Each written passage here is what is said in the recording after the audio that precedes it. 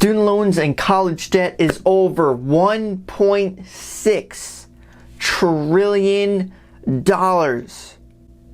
Is this a problem to anyone yet? Or we could be waiting on the government to solve this problem, because they've been well known to solve many problems before. That's sarcasm. Hey guys, how's it going, and thanks for coming. I'm Nick, and this is Real Life Money, where we talk about real life and money. You don't have to subscribe for this video. Heck, you don't even have to give it a thumbs up. But I will urge you to share this video, because there's a problem out there. Unless you've been living under a rock for the past generation, you probably heard of student loan debt.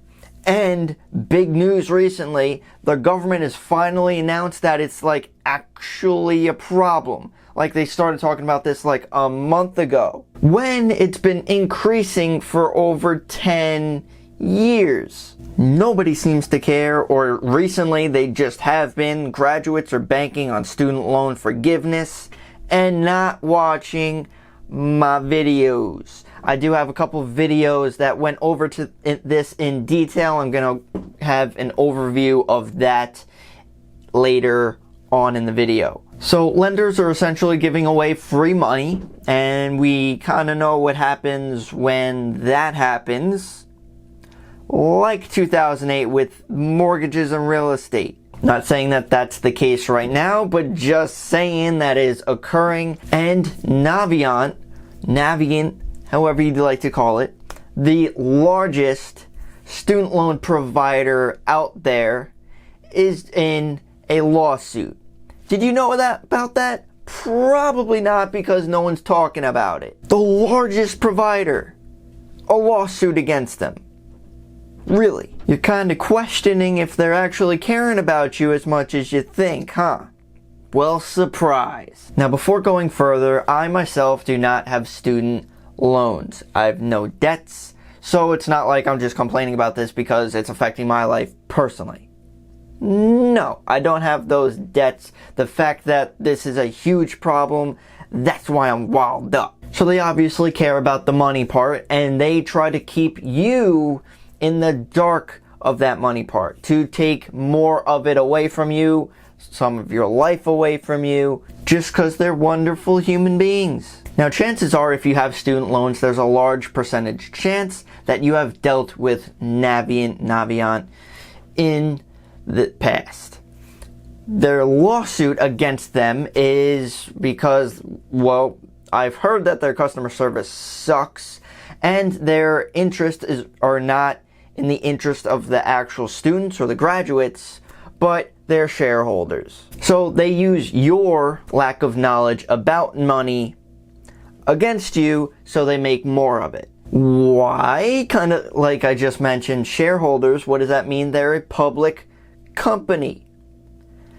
They're on the stock market. Anyone can buy them, and they have investors that want to make money with them. Reality is harsh sometimes, and after finding out that Navient is a public company, it kind of makes a little bit more sense. They're kind of focusing on the interest of the shareholders, not you. Now, a little bit more information about the lawsuit against them.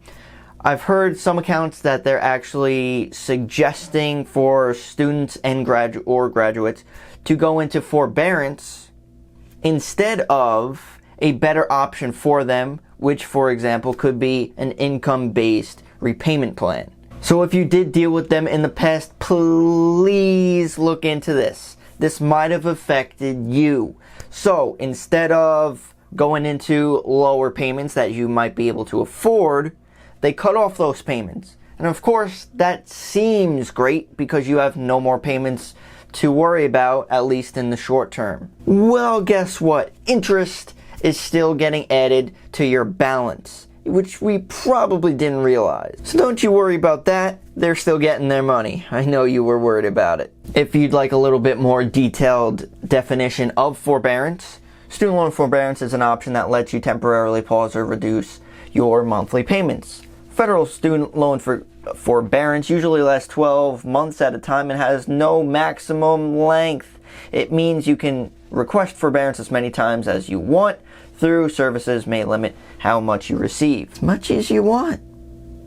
great. Now, of course, if you have like private loans, they might be structured a little differently, so make sure you get in contact with them. And those are the overall basics of the huge student debt problem. Now, if you don't feel like waiting around 10, 20, 30 years to pay off your debts, I'm not only going to state the problem, I will also be willing to help with the problem for giving actual solutions to get out of this. I'm willing to help.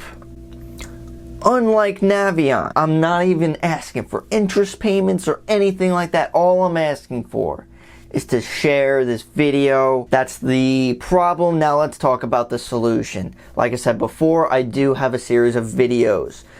Total of 3 videos. Not too long that I remember anyway, but it breaks it down very simply so you can get started. We're going to do an overview right now.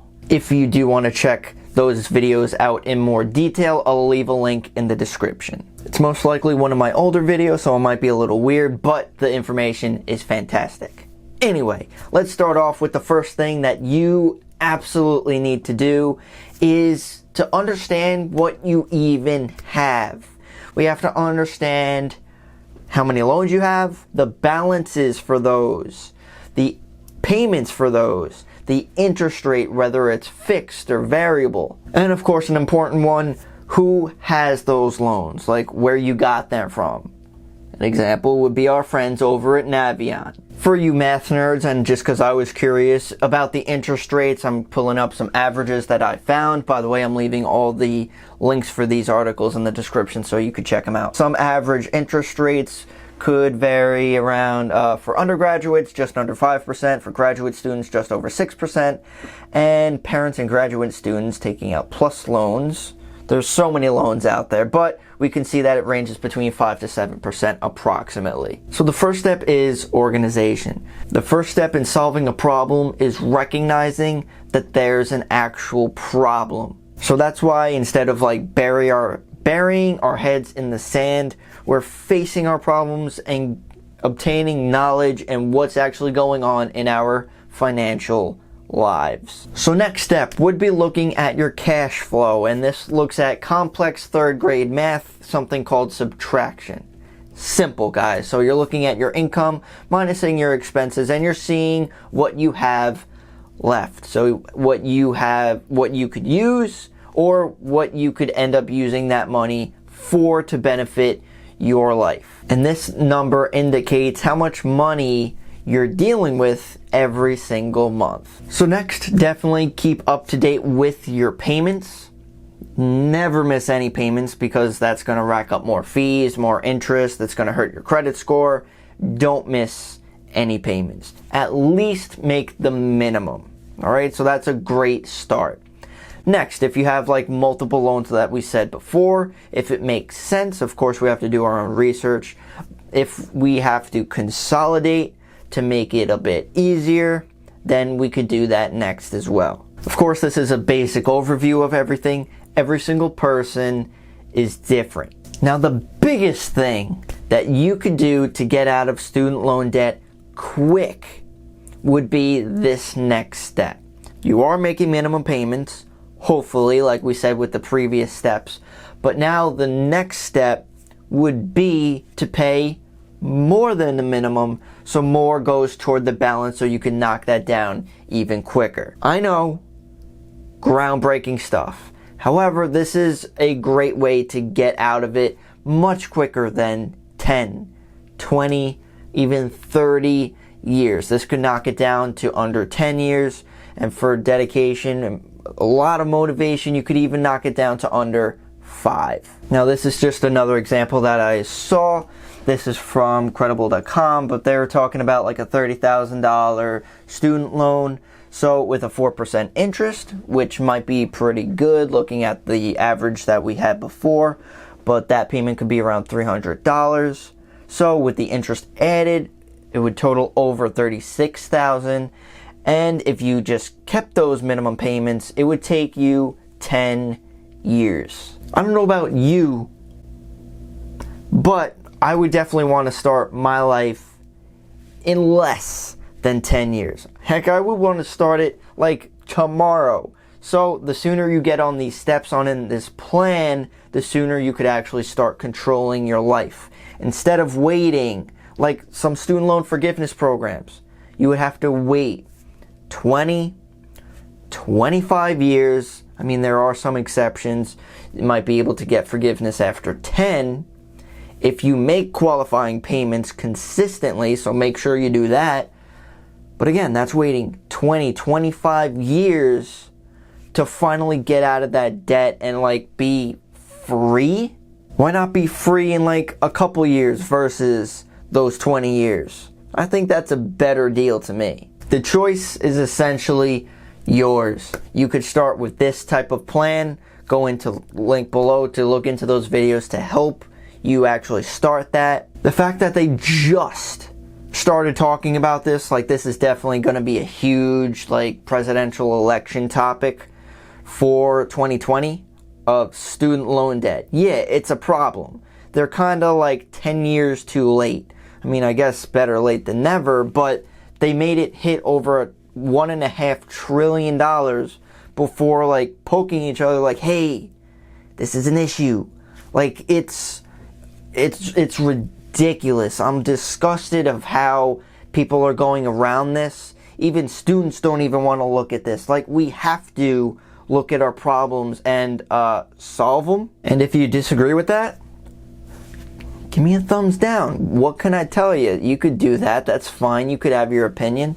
But that's just how it is. You could wait around for someone else to change your life, or you could do it now. So guys, if you have any questions, comments, concerns, please do not hesitate to ask, because this is a huge, huge problem that no one seems to be. I mean, people are just starting to talk about it. Again, my best advice would be those videos. Go through those. You'd be able to get out much quicker than you would originally expect. And hopefully this changes people's lives for the better. I'm assuming that it will, more than any type of government program that might help people. I'm not even going there. I shouldn't go there. But thank you so much for watching, guys. I really appreciate it. If you could seriously share this video to help someone, which is probably a lot of people, with their student loans, this is the only way that we can change it. We can't wait around. We have to do something. So thanks so much for watching again, and I hope to see you guys in the next one.